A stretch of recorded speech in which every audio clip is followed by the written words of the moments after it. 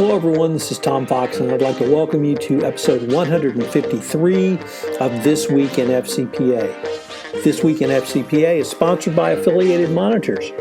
Founded in 2004, Affiliated Monitors provides professional, independent integrity monitoring and ethics and compliance assessments nationally and internationally and across almost all industries.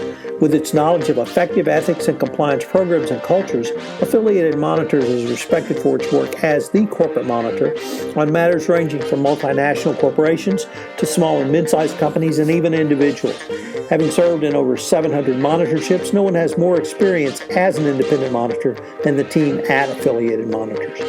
For more information on how an independent monitor can help improve your company's ethics and compliance program, visit our sponsor, Affiliated Monitors, at www.affiliatedmonitors.com.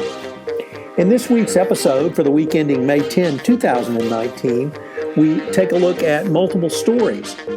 In this episode, we have several fascinating stories. They include what is a ghost bribe and why is it critical? The 6 hats of an AML compliance professional. We note 2 significant departures from the Department of Justice, lawyers going back into private practice. What's the impact of working with monitors? The FBI is skewered at the start of another FCPA sting case. Trial in Boston, Trump Tower in Moscow. What's the story? Italy enacts a law to provide credit for remediation during corruption investigations, including monitorships. We look at an assassination attempt of a chief audit executive in South Africa. And who owns a bribe and why does it matter? We review a 3-part podcast series that I put on this week, looking at leadership lessons from Harry Truman, Douglas MacArthur, and Truman's firing of MacArthur. We discuss the Everything Compliance semi-annual wrap-up of the Trump administration and compliance first half of 2019, and some upcoming events that I'm going to speak at. It's a fascinating episode. I know you will enjoy it. Thanks so much for listening. This Week in FCPA is a part of the Compliance Podcast Network and now part of C-Suite Radio. Hello, everyone. This is Tom Fox. Welcome to This Week in FCPA, episode 158 for the week ending June 14, 2019, the Sweet Caroline edition. With Jay and myself together for a week in Boston, that's the City of Champions for those keeping score at home, and I finally getting to go to Fenway Park to sing Sweet Caroline with the rest of the Chowderheads. Jay and I wanted to take a look at some of the top compliance stories for the week. So, Mr. Monitors, what did you think of the Red Sox game yesterday? It's been a while since I've seen a walk-off walk, but the old hometown team loaded the bases, walked to first base to load the bases, and then Mookie Betts walked in a run, putting the hometown team 1 game over 500. So, we had some great hospitality, great seats, and it was fun to share your first game at Fenway with you. Absolutely. So we had, turns out, quite an interesting week. You want to just hit it? Let's do it. First up on the list, why don't you tell us what Rick Messick has to say in the Global Anti-Corruption blog about who actually owns a bribe and why does it matter? So the Rick Messick is the co-founder of the Global Anti-Corruption blog, along with Matthew Stevenson, and they always have some great policy blogs, and this is certainly one of them. The reason the question of who owns a bribe is important, Jay, it's because trying to get the purloined money back to the country from which it was stolen. So basically, if a foreign government official takes a bribe, that money actually should have gone to the country that he worked for. Rick breaks it down to, unfortunately, common law countries and civil law countries. And by common law countries, I mean those that follow English, American law, and others, which generally have a concept that someone who takes a bribe has actually, it's being constructively held for the person who the money was purloined from. So that recognizing that's a legal fiction, nevertheless, it makes it much easier to get a bribe. So if a foreign government official in Nigeria takes a bribe under a common law analysis, he's actually holding that bribe in constructive trust for the country. Unfortunately, that's not so in civil law countries, France, Germany, typically countries that were either conquered by Napoleon or follow the Napoleonic Code or Code Napoleon if you're from Louisiana. So it's very difficult. There is no legal fiction. There is no law which allows that. Some countries have transformed the rule so that a bribe paid can be obtained, but if the money is converted or spent, it's generally more difficult. So who owns a bribe actually does matter. And as the global anti-corruption community moves towards all forms of recovery of bribes, this question will become even more important going forward. So what are the 6 hats of an AML compliance professional? So this very interesting article comes to us from Corporate Compliance Insights and our colleague John Aravantnitis, who is with Kroll, which is now part of Duff & Phelps. And John goes on to take a look at the 6 hats that an AML company professional must wear. And these 6 distinct roles include, number 1, being a risk manager. The AML officer must be able to lead this effort across multiple lines of business, geographies, and customer bases, balancing the need to impose order on the risk assessment and management process with recognition of different ways risk presents itself. Second way is being a business strategist, giving the AML officer a seat at the table for business strategy discussions, allowing factors that contribute to that risk to be examined from the start rather than addressed after things have happened. Number 3 is being the functional advocate, lobbying against similarly compelling initiatives for the fiscal, human, and technological resources to fulfill this function's requirement. Number 4 is being a global thinker. The AML officer must have a thorough grasp of the changing positions of the players in this network. Number 5, being a cultural standard setter. When AML breaches, it is usually because commitment has flagged somewhere in the organization. Indeed, that commitment cannot be assumed and allowed to easily wane. And the last part is being an AML innovator. Doing this requires constantly expanding your toolkit, striving for continuous improvement. So the AML officer's role must now undergo a similar evolution to that of other folks in the C-suite. So it's a pretty interesting article, and we definitely link to it in the show notes. So we had some folks leave the Department of Justice, specifically in the FCPA Unit J. First up, Ephraim Wernick, who goes by Fry, who's had an extensive career at the DOJ and has been with as assistant chief in the FCPA unit, is returning to private practice, going to work at Vincent Elkins. So while he's been a prosecutor, he's worked on both money laundering, FCPA cases, as well as a plethora of other fraud and bribery and corruption cases. And also, we had Matt Bowman, a former associate deputy attorney general, who is rejoining King and Spalding in their white collar practice. He worked, most interestingly, I thought, on the revisions to the Yates memo, which Rod Rosenstein announced in November of 2018, and then the anti-piling on policy, or the one pie policy, which coordinates government enforcement efforts and is actually a framework for international enforcement efforts. So kudos to both gentlemen for their sterling government service. Thank you for doing that, and welcome back to the world of private practice.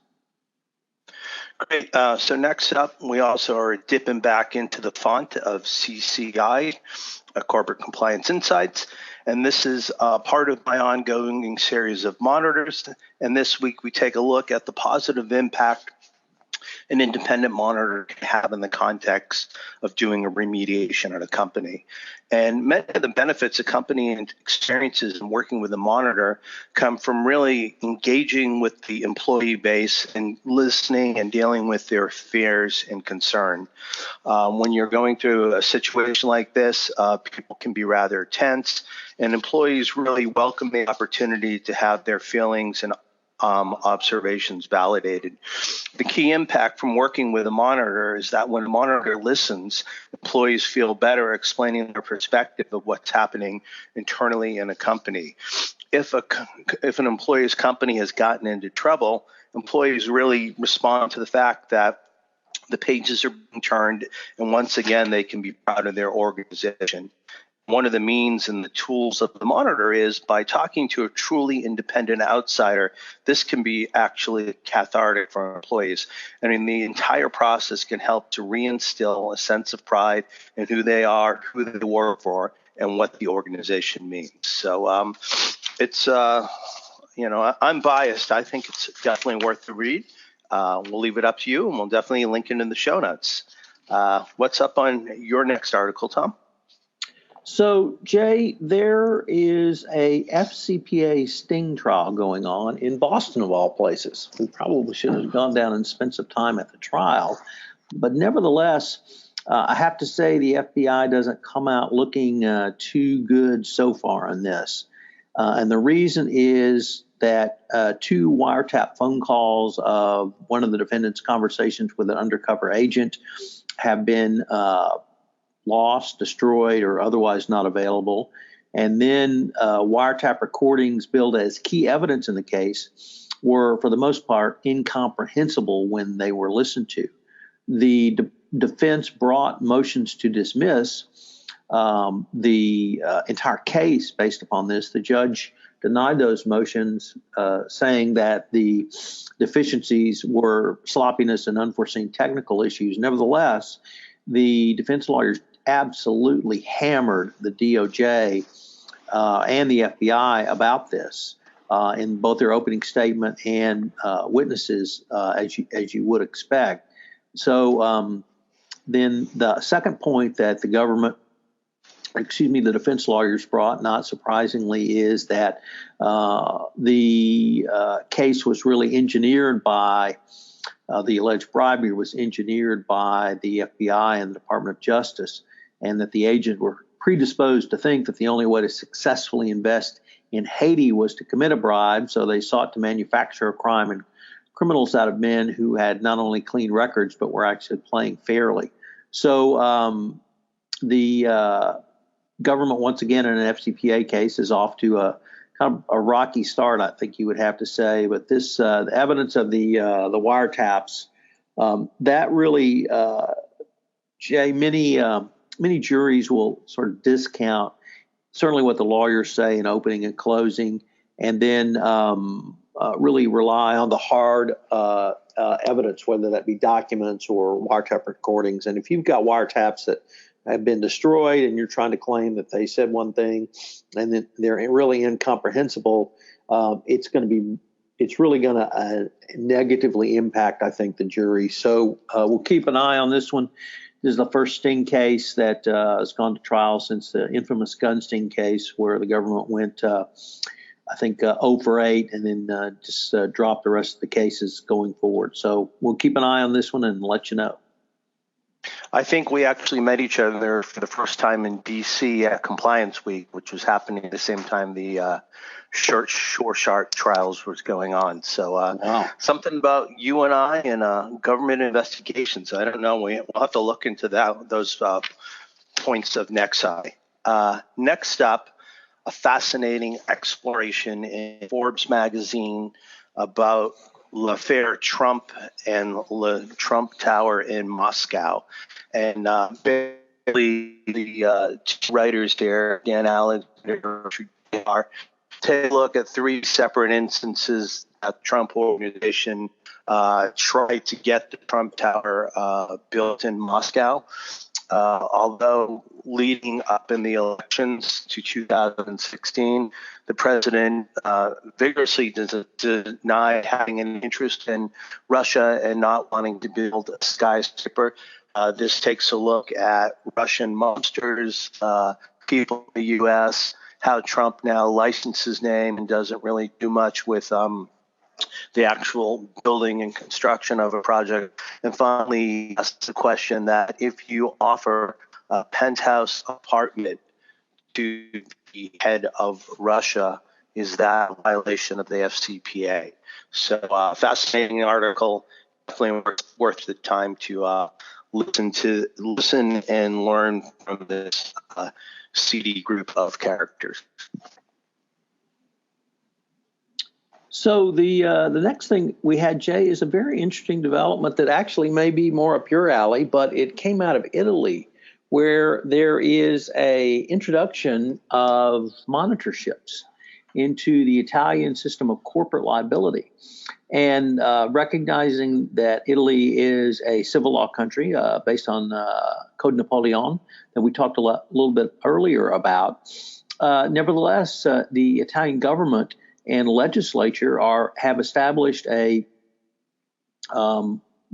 mechanism by which companies can have what they call a corrective model of compliance, supersede the legal requirement for liability and criminal liability. It's a long-winded way of saying monitorships have come to Italy.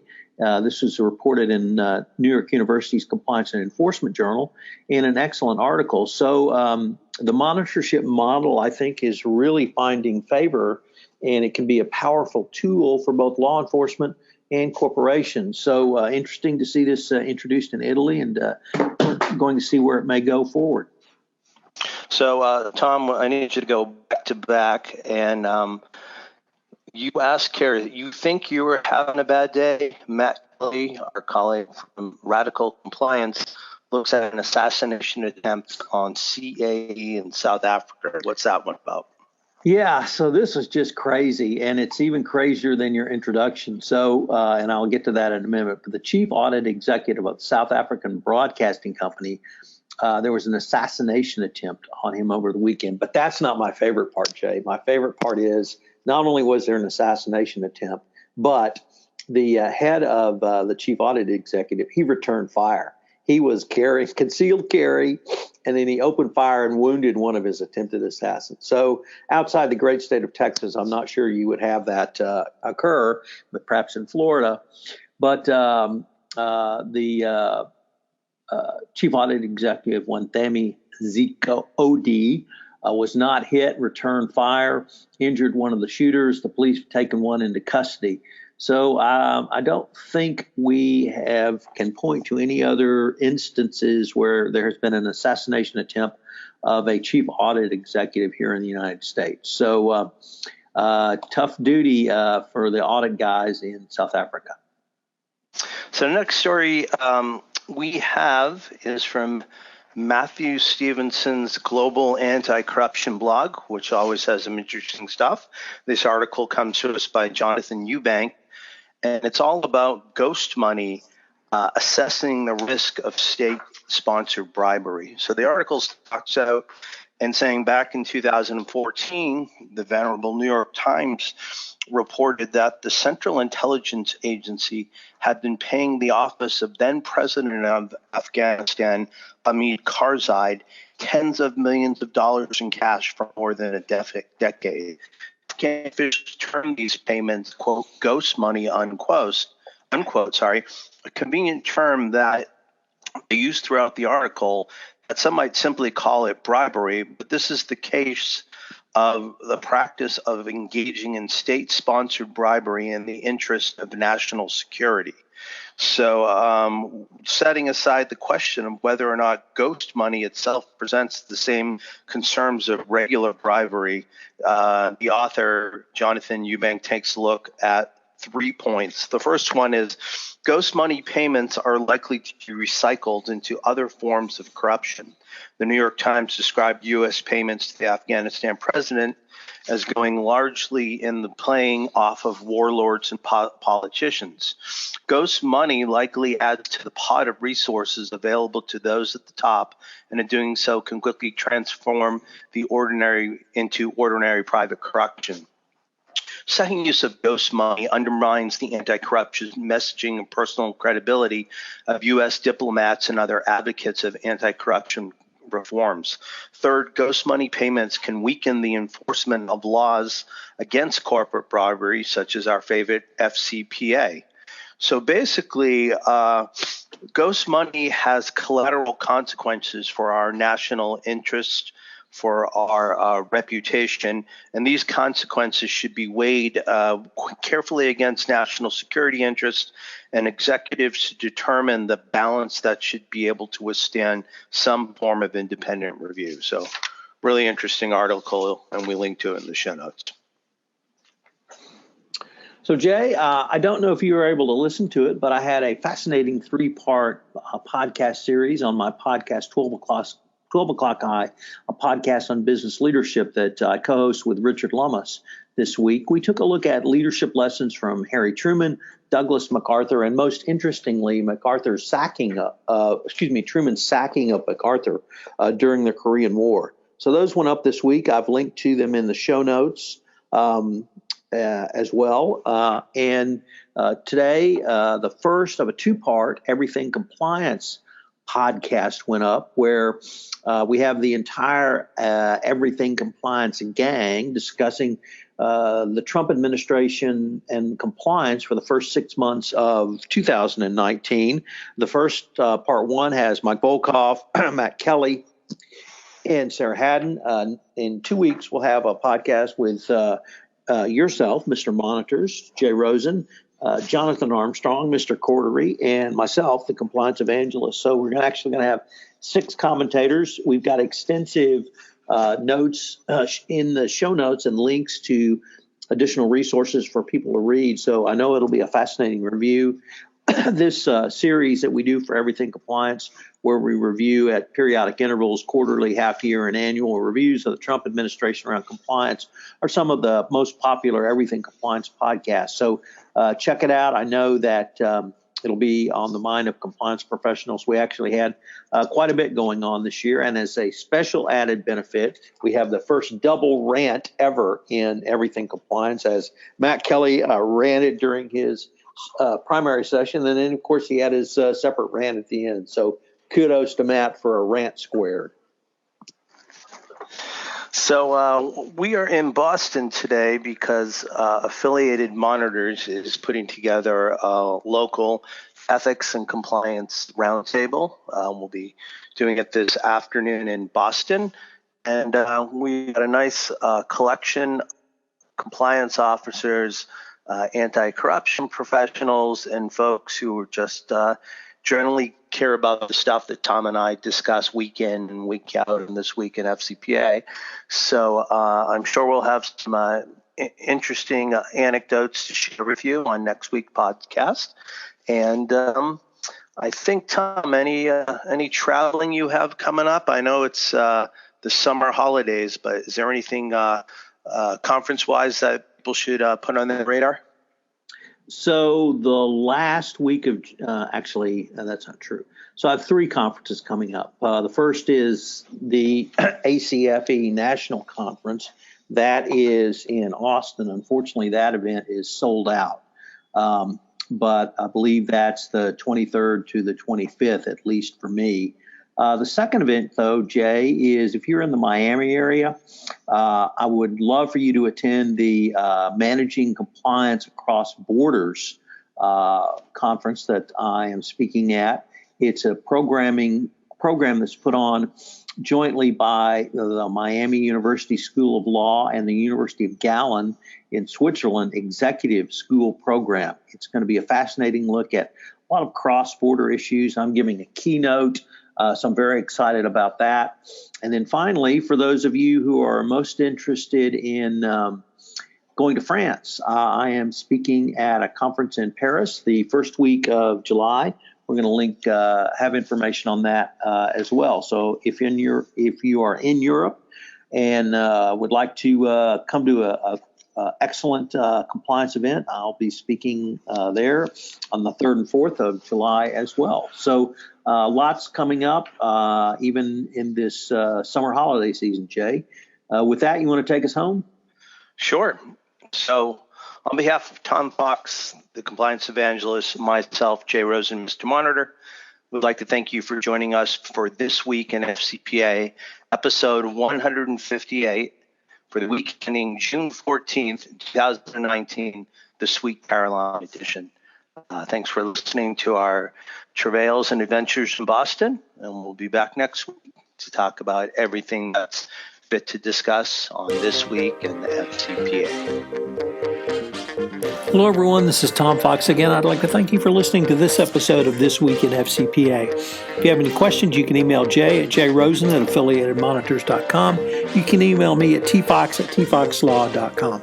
I hope you will join Jay and I again next week for another wrap-up of some of the week's top compliance and ethics stories. Also, check out today's posting on everything compliance. I know you will enjoy it. This is Tom Fox, the Compliance Evangelist. This Week in FCPA is a presentation of the Compliance Podcast Network.